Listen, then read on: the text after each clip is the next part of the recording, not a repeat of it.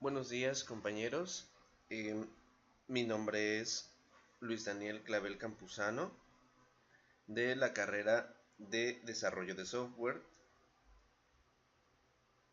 matrícula ES17 206590, grupo DS Programación de Sistemas Operativos B2002, de la ingeniero Mónica Mora Telles.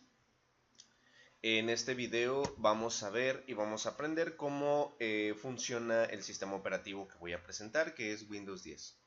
Entonces, primero estamos hablando sobre una plataforma de Windows 10 Home, debido a que hay varias versiones de este sistema operativo y bueno, esta es la más actual, Windows 10. Tiene varias, Windows 10 Home, Windows 10 Pro, Windows 10 Home Single Language y demás. Entonces, primero, las características principales o lo más novedoso de Windows 10, algo que podemos encontrar bastante es su menú de inicio o Start Menu, que es más accesible y más panorámico que era Windows 8.1, que es el antecesor, y que la gente no quedó muy a gusto. Microsoft, dueño de este sistema operativo, comentó que este sería el sistema operativo más funcional de los que han creado, porque englobaría más actividades, todo en uno, sería más fácil de manejar, tendría más cosas importantes para cualquier tipo de lugar y cualquier usuario final, no necesariamente empresas o personas, para uso personal. Otra cosa interesante que encontramos es que tiene un asistente por voz que se llama Cortana. Entonces, por ejemplo, a Cortana le puedes pedir que haga ciertas acciones y si están en sus posibilidades las hará. Incluso que te cuente un chiste, que te busque un calendario, que te agende algo, que abra una página y demás, lo va a hacer. Cortana lo trae por default ya todos los sistemas operativos de Windows 10. Y Podré sí, entenderte mejor si me familiarizo con tu modo de hablar. Necesito claro, tu permiso para ayudarte. Podré entenderte mejor si me familiarizo. le puedes hacer que identifique tu voz para que sepa de lo que estás haciendo. Otra cosa interesante son los escritorios virtuales. Es decir, Windows 10 prometió, y si lo trae, que haría una especie de tener varios escritorios en uno solo, con diferentes aplicaciones abiertas al mismo tiempo, pero que, por ejemplo, uno fuera tu espacio de trabajo, otro fuera solamente para videojuegos, digamos, y demás. Entonces sí se convierte en algo muy funcional, porque puedes tener todo sin que esté amontonado y puedes tener diferentes cosas abiertas que no se junten una con la otra. Además que te da un historial de todas las actividades que has ido abriendo. Bueno, otra cosa interesante es que tiene Microsoft Edge. Ya no es Windows 10 Explorer, es Microsoft Edge. Es un explorador propio de Windows que promete muchas actualizaciones, mucha interacción con otros sistemas operativos y muchas cosas. Entonces es muy, muy interesante. También nosotros aquí podemos encontrar todas las características propias del sistema operativo y del equipo. ¿Cómo lo podemos hacer? Bueno, tenemos una utilería que se llama información del sistema, donde nos va a mostrar a detalle cuáles son los modelos y la información realmente importante que tenemos en este sistema operativo. Y como verán, es Windows 10 Home Single Language, es la versión 10. Bueno, es para una laptop. Aquí nos da más detalles, pero ya sobre el equipo y demás. Bueno, lo siguiente que tenemos que mostrar es los archivos más comunes para el sistema. Bueno, Windows 10, debido al tipo de aplicaciones que se ejecutan aquí, algunos de los archivos más comunes vamos a clasificarlo en dos: aquellos que sirven para los archivos ejecutables y los no ejecutables. Entonces, para los archivos no ejecutables encontramos, por ejemplo, que serían de paqueterías de Microsoft Office, que son para librerías, hojas de cálculo, presentaciones, procesadores de texto. Entonces, por ejemplo, para sus procesadores de texto, pues tienen .doc, un archivo de Word.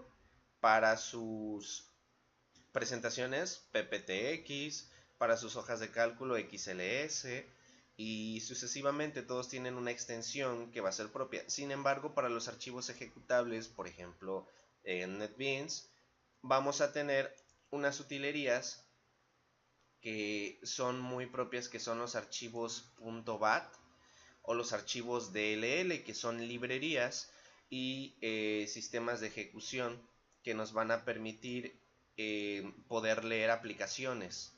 Entonces, miren, por ejemplo, veamos unas utilerías.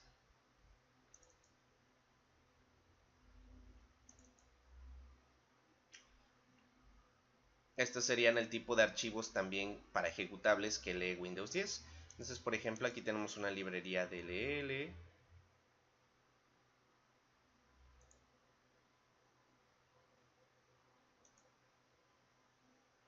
Aquí están todos. BPL, que también son los .bat. Entonces todos estos archivos son para los ejecutables que Windows 10 nos permite. Dentro de los más comunes pues son estos, los archivos de paqueterías de Office. Y podemos encontrar los de video, los de audio MP3, MP4, que son muy comunes. Entonces dentro de Windows 10 es lo más común. ¿Por qué? Porque en otros sistemas operativos no serían de esa manera, ya que los sistemas de archivos son diferentes.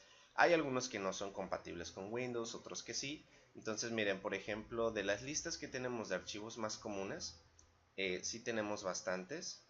Entonces, aquí por ejemplo, son todas las extensiones que tenemos, son infinidad. Podríamos hablar de ellos todo el día, pero nada más son un ejemplo de los más comunes dentro del sistema operativo, ya que entre sistemas operativos sí varían bastante.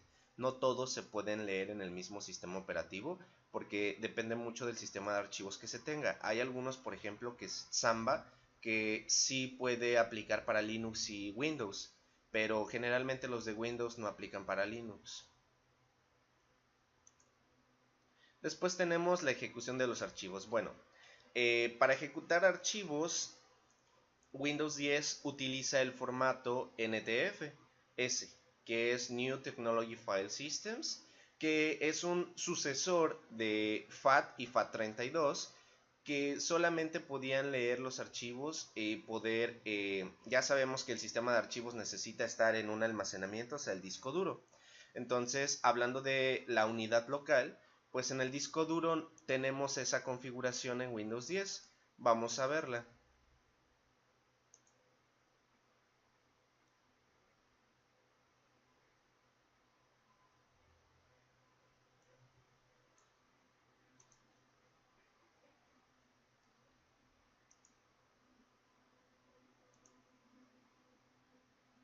Aquí podemos notar el tipo de configuración de sistema de archivos, que es NTFS, es decir que eso es el único que va a leer este disco duro, pero sin embargo nosotros pudiéramos tener otros sistemas de archivos como FAT y FAT32 que van a ser leídos pero en unidades extraíbles, como por ejemplo esta. Pero para poder hacerlo y cambiarle el formato se tiene que realizar un proceso llamado formateo, que es cambiar las propiedades de las divisiones en un formato de sistema de archivos.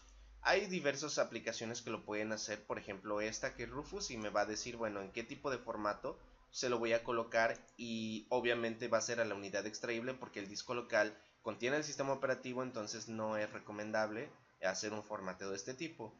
Pero a esta unidad extraíble de almacenamiento sí. Entonces puedo decirle cuál va a ser el sistema de archivos que va a utilizar.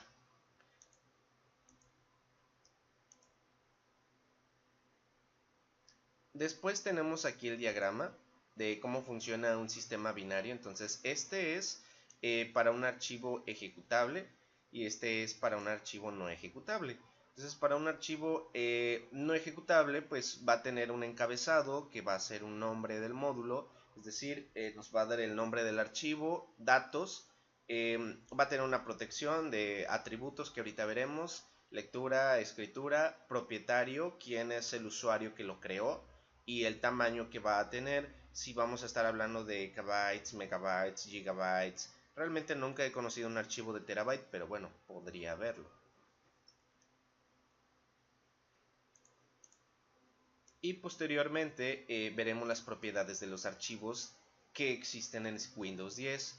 Entonces primero vamos a ver un archivo y vamos a mostrar cómo se puede uno ingresar a sus utilerías.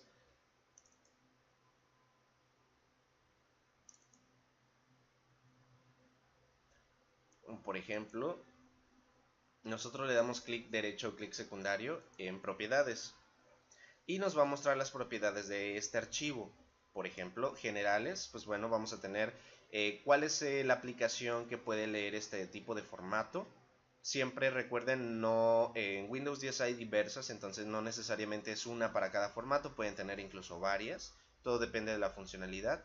Un nombre del archivo, una ruta, que siempre es indispensable, el tamaño, qué tamaño ocupa en el disco, cuándo fue creado, modificado, último acceso.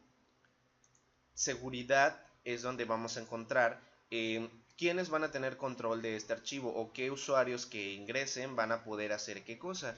Entonces se puede editar, pero se debe de tomar muy en cuenta qué es lo que queramos que ejecuten. Por ejemplo, si yo quiero que si alguna otra persona que no sea yo la pueda leer, pero que no la pueda modificar para seguridad, entonces yo voy a agregar el permiso, ¿no? Esto se utiliza bastante en archivos que están compartidos en red, porque es una forma de asegurar su integridad. Después los detalles, bueno, lo que les comentaba es lo mismo que vimos en generales, pero un poquito más centralizado, el propietario en el equipo en el que está, y versiones anteriores en caso que haya una versión del archivo y se haya cambiado conforme hayan actualizado la aplicación que lee este tipo de extensión. Entonces, estas propiedades siempre van a estar disponibles para todos, son muy fáciles de identificar. Y pues bueno, esta parte sería todo por ahora. Les agradezco mucho su participación.